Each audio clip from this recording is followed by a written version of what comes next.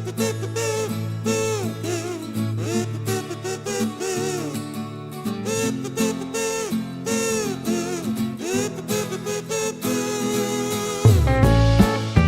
Students, कैसे हैं आप? स्वागत है आपका। आज हम लेकर के आए हैं अध्याय नंबर 10 और प्राणदायक गैस ऑक्सीजन निबंध। ठीक है, एक निबंध है ना। और यहाँ पर देखिए प्राणदायक गैस ऑक्सीजन है आपका। चैप्टर नंबर 10 रहेगा आपका। हम पढ़ते हैं अभ्यास ज्ञान। हम जिस वातावरण में रह रहे हैं वह अब प्रदूषित होता जा रहा है। यहाँ तक कि वातावरण में शुद्ध वायु न मिल पाने के कारण मानव का जीवन भी संकट में पड़ता जा रहा है। अतः वातावरण को स्वच्छ व शुद्ध रखने के लिए अधिक से अधिक वृक्षारोपण करना चाहिए। 2 अक्षरों का यह शब्द वायु अदृश्य ही तो है, क्या तुम देख सकते हो? फिर भी हम इस शब्द का प्रयोग दैनिक जीवन में सदा से करते आए हैं।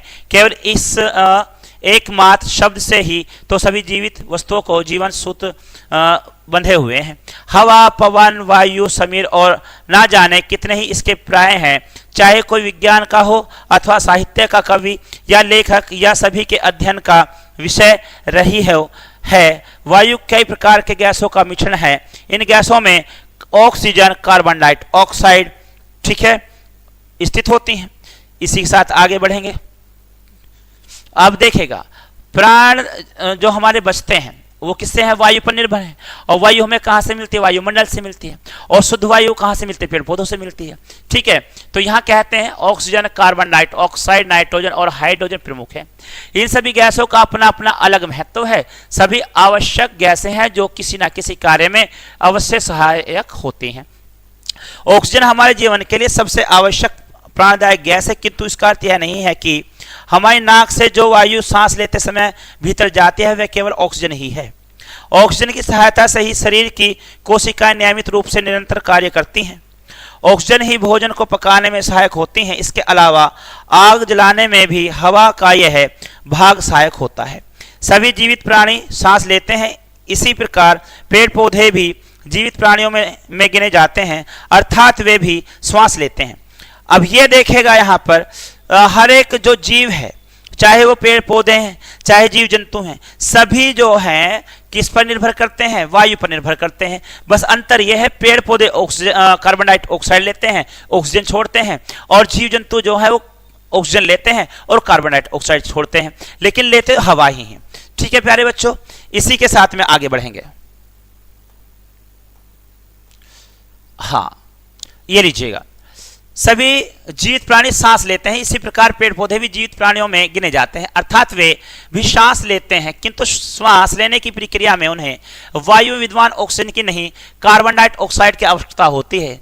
जीवित प्राणियों में एक वे ही है जो कार्बन डाइऑक्साइड का प्रयोग करते हैं तथा ऑक्सीजन बाहर छोड़ते हैं। इस प्रक्रिया से ऑक्सीजन निरंतर वायु में मिलती रहती है तथा वायु में हमारे एवं अन्य प्राणियों के सांस लेने के बावजूद ऑक्सीजन की कमी नहीं होती। अन्यथा यदि सभी ऑक्सीजन ही लेते तो वायु में से ऑक्सीजन की उपस्थिति बहुत पहले ही खत्म हो चुकी होती।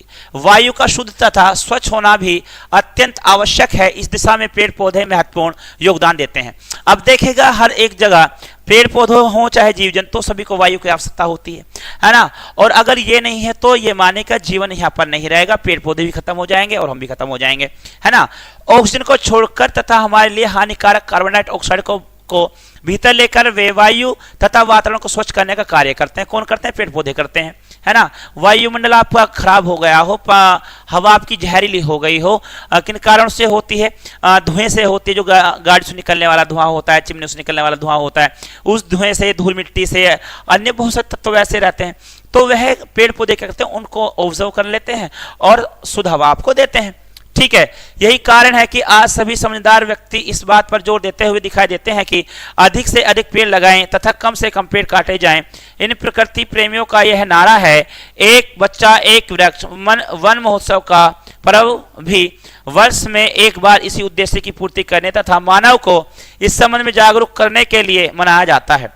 वायु में उपस्थित नाइट्रोजन वृक्षों को श्वास देने के लिए अतिरिक्त खेतों में भी उगी विशेष फसलों जैसे कि दालों के पौधों के लिए खाद का काम भी करती है।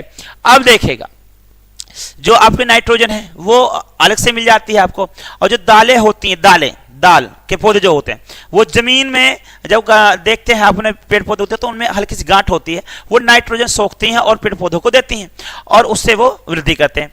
वायु विद्यमान हाइड्रोजन को गर्म गैस के गुब्बारों में भरकर हवा में उड़ाने के काम में लाया जाता है। कई साहसी लोगों ने तो हवा के गुब्बारे में बैठकर पृथ्वी के चक्कर भी लगाए हैं। अब देखिएगा, जो हवा गर्म होती है वो ऊपर चली जाती है, ऊपर उठती हुई चली जाती है, ठीक है। और बहुत सारे लोगों ने क्या काम किया है, गुब्बारों में हवा भरी है और वो आराम से घूमने भी गए हैं दूर दूर तक।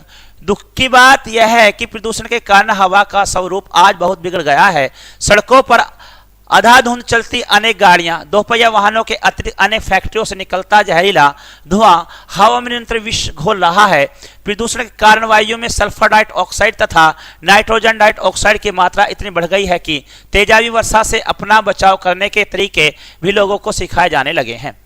इस दुर्दशा से छुटकारा पाया जा सकता है प्रदूषण नियंत्रण के तरीकों का पालन करके तथा अधिक से अधिक मात्रा में वृक्ष लगाकर और उनकी सही तरीके से देखभाल करके। आप सब बच्चों पर भी इसका दायित्व कुछ कम नहीं है। वायु को स्वच्छ और निर्मल रखने के लिए सहयोग करें, यानी कि आपको क्या करना चाहिए, पेड़ पौधे लगाने चाहिए।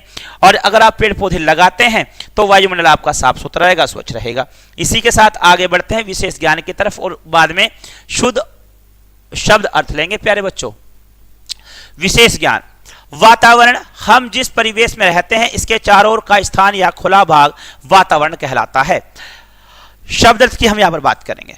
अदृश्य, दिखाई न देने वाला, एकमात्र, अकेला, पर्याय, दूसरा नाम, प्रमुख, मुख, सहायक, मददगार, निरंतर, लगातार, दुर्दशा, बुरी दशा होती है जिसकी दायित्व जिम्मेदारी को कहा जाता है। प्रक्रिया, कार्य करने का तरीका होता है।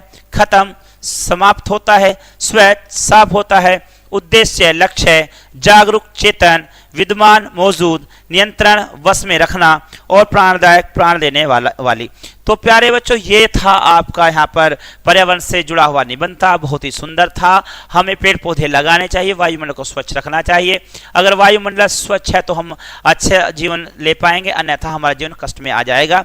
ठीक है, हम पौधों पर निर्भर हैं, पौधे हम पर निर्भर हैं, तो हमें एक दूसरे का ख्याल रखना चाहिए। इसी के साथ मैं लेता हूँ आपसे विदा, मिलते हैं अगली क्लास में। तब तक के लिए गुड डे, गुड लक।